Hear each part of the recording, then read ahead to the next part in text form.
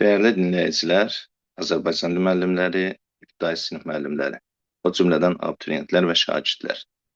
MİQ və sertifikasiya mətnləri silsiləsindən 6-cı dərsimizə başlayırıq. 6-cı sualı görürsünüz. 6-cı sualı bir daha səsləndirirəm. Mətnə əsasən cədvəldəki uyğunsuzluğu müəyyən edin.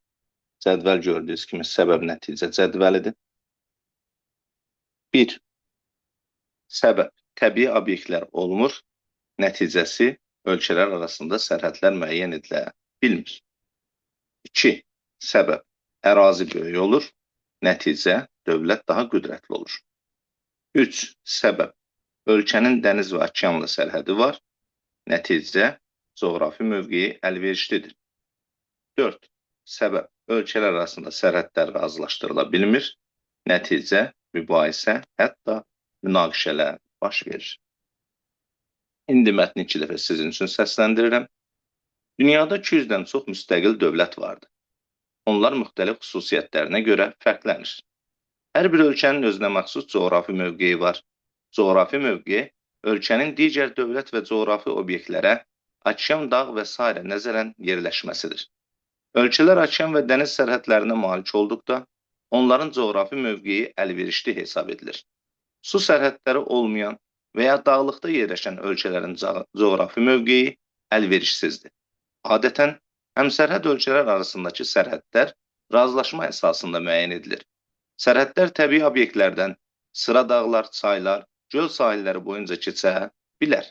Qonşu ölkələrin arasındakı sərhədlər razılaşdırıla bilmədikdə, onlar arasında mübahisə, hətta münaqişələr də baş verir. Ölkələri ərazisinin böyüklüyünə, əhalisinin sayına görə də qruplaşdırmaq olar. Rusiya ərazisinə, Hindistan əhalisinə görə daha böyük dövlətdir. Vatikan, San Marino, Monako isə mikro ölkələrdir.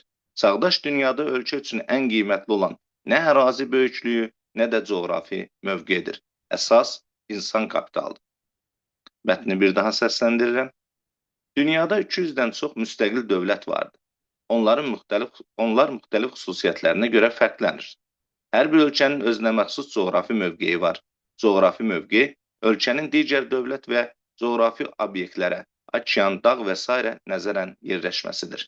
Ölkələr okean və dəniz sərhədlərinə malik olduqda, onların coğrafi mövqeyi əlverişli hesab edilir. Su sərhədləri olmayan və ya dağlıqda yerləşən ölkələrin coğrafi mövqeyi əlverişsizdir. Adətən, həmsərhəd ölkələr arasındakı sərhədlər razılaşma əsasında müəyyən edilir. Sərhədlər təbii obyektlərdən sıra dağlar, çaylar, göl sahilləri boyunca keçə bilər. Qonşu ölkələrin arasındakı sərhədlər razılaşdırıla bilmədikdə, onlar arasında mübahisə, hətta münaqişələr də baş verir. Ölkələri ərazisinin böyüklüyünə, əhalisinin sayına görə də qruplaşdırmaq olar. Rusiya ərazisinə, Hindistan əhalisinə görə daha böyük dövlətdir. Vatikan, San Marino, Monako isə mikro ölkələrdir. Çağdaş dünyada ölkə üçün ən qiymətli olan nə ərazi böyüklüyü, nə də coğrafi mövqedir. Əsas insan kapitalıdır. İndi siz videonu saxlayırsınız və sualı cavablandırmağa çalışırsınız. Bundan sonra isə mən mətni oxu şəklində ekrana gətirirəm.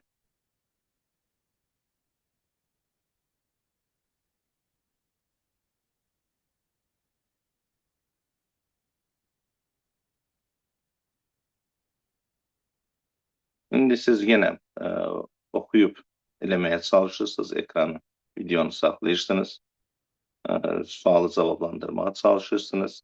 Mən isə keçən dərsimizdəki tapşırığın cavabını izah etməyə başlayıram.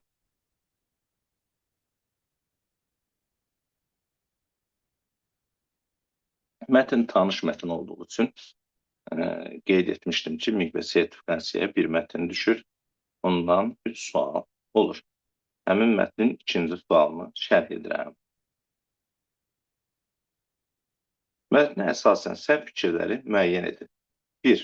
Mətnin hansı üsluba aid olduğunu müəyyən etmək olmur. Bu fikir səhv.